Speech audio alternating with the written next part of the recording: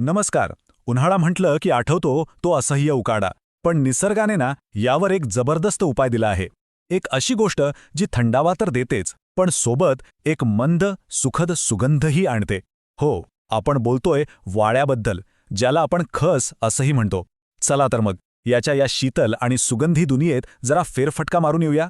कधी विचार केलाय की उन्हाळ्यासाठी निसर्गाचा स्वतःचा एसी कोणता असेल? उत्तर आहे की नाही, ते जितकं सोपं आहे ना, तितकंच सुगंधी सुद्धा आहे. तर मग उन्हाळ्याच्या या तडाख्याला तोंड देणाऱ्या आपल्या या हिरोची ओळख करून घेऊया. आणि तो आहे आपला वाळा. तर वाळा म्हणजे नेमकं काय? हे आहे एक प्रकारचं सुगंधी औषधी गवत. पण याची खरी जादू आहे ना, ती याच्या मुळांमध्ये दडलेली आहे. ह्याच मुळांमधून एक थंडगार आणि मनाला शांत करणारा सुगंध दरवळतो.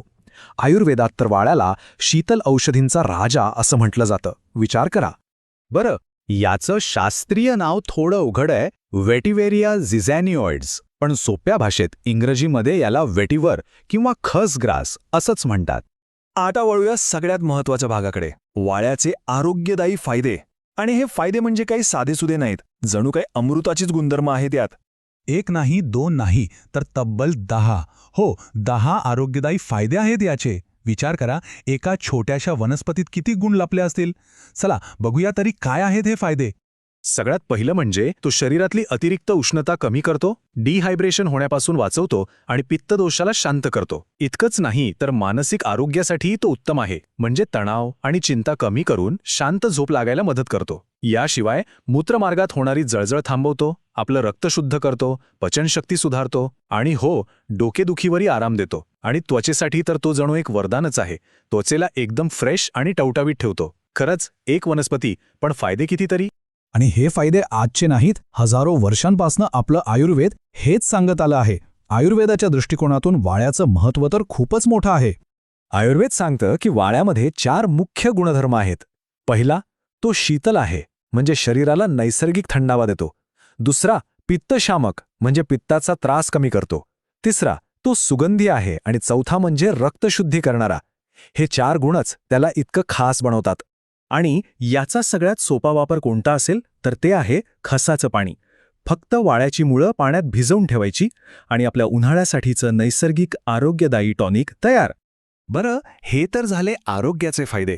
पण आपल्या घरात आणि परंपरांमध्ये हा वाळा कसा वापरला जातो तेही बघूया.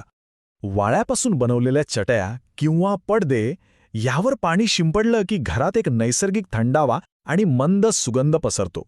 अगदी नैसर्गिक एअरकूलरसारखं काम करतं हे.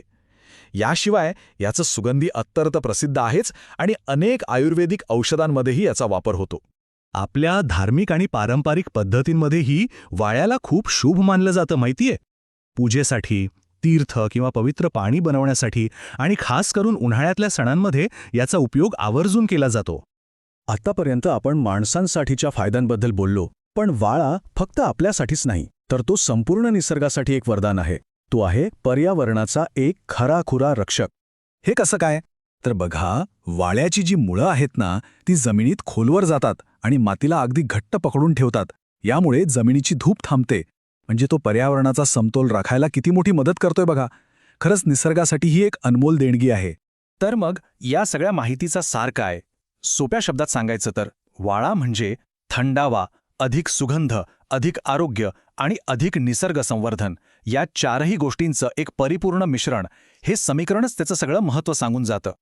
आणि जाता जाता एक प्रश्न, वाळ्यासारख्या अशा कितीतरी नैसर्गिक गोष्टी आपल्या आजूबाजूला आहेत, नाही का? विचार करा, अशा आणखी कोणत्या नैसर्गिक शक्ती आहेत ज्यांचा वापर आपण रोजच्या जीवनात सहज करू शकतो? यावर नक्की विचार करा.